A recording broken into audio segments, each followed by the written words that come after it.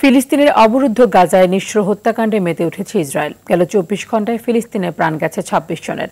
এছাড়া আহত হয়েছে আরও শতাধিক। যুদ্ধবিরতি ভেঙে দেওয়ার পর থেকে হামাস নিধনের নামে শত শত নারী ও শিশু হত্যা করেছে ইসরায়েলি সেনাবাহিনী। এদিকে জরুরি রসদের অভাবে ২ সপ্তাহের মধ্যে গাজার অস্থায়ী হাসপাতালগুলো বন্ধ হয়ে যেতে পারে বলে সতর্ক করেছে আন্তর্জাতিক সাহায্যকারী সংস্থা রেড ক্রস। আরও জানাচ্ছেন বিন ইয়ামিন।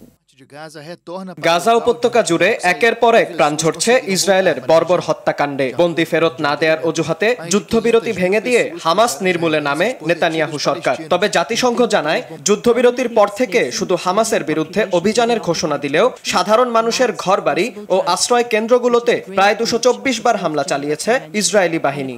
এর মধ্যে অন্তত ৩৬ বার শুধু নারী ও শিশু হত্যা করেছে তারা। গাজার সিভিল ডিফেন্স কর্তৃপক্ষ জানায়, ১৮ মার্চ থেকে এ পর্যন্ত প্রায় ৫০০ শিশু হত্যা করেছে আইডিএফ। এমন নারকীয় হত্যাযজ্ঞের মাঝেও রেহাই নেই অসহায় ফিলিস্তিনিদের। দীর্ঘদিন সহায়তা প্রবেশ বন্ধ থাকায় ভয়াবহ খাদ্য ও জ্বালানি সংকট দেখা দিয়েছে অঞ্চলটিতে। আন্তর্জাতিক সাহায্যকারী সংস্থা রেড ক্রস জানায়, পর্যাপ্ত রসদের অভাবে ২ সপ্তাহের মধ্যে তাদের সব অস্থায়ী হাসপাতালগুলো বন্ধ করে দিতে হবে।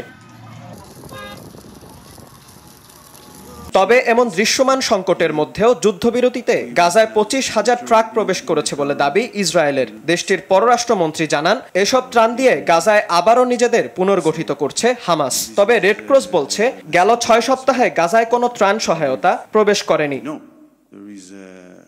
একদিকে ইসরায়েলের বর্বর হামলা, অন্যদিকে খাদ্য ও চিকিৎসার অভাবে দোজখে পরিণত হয়েছে যুদ্ধবিধ্বস্ত ফিলিস্তিন। বিশ্বজুড়ে বিভিন্ন দেশ নিন্দা জানালেও দৃশ্যমান কোনো পদক্ষেপ নিচ্ছে না কেউ। ইসরায়েলি হামলায় দেশটিতে এ পর্যন্ত প্রায় ৫১,০০০ ফিলিস্তিনি নিহত হয়েছে।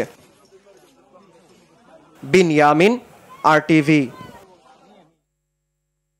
অন্য প্রসঙ্গ।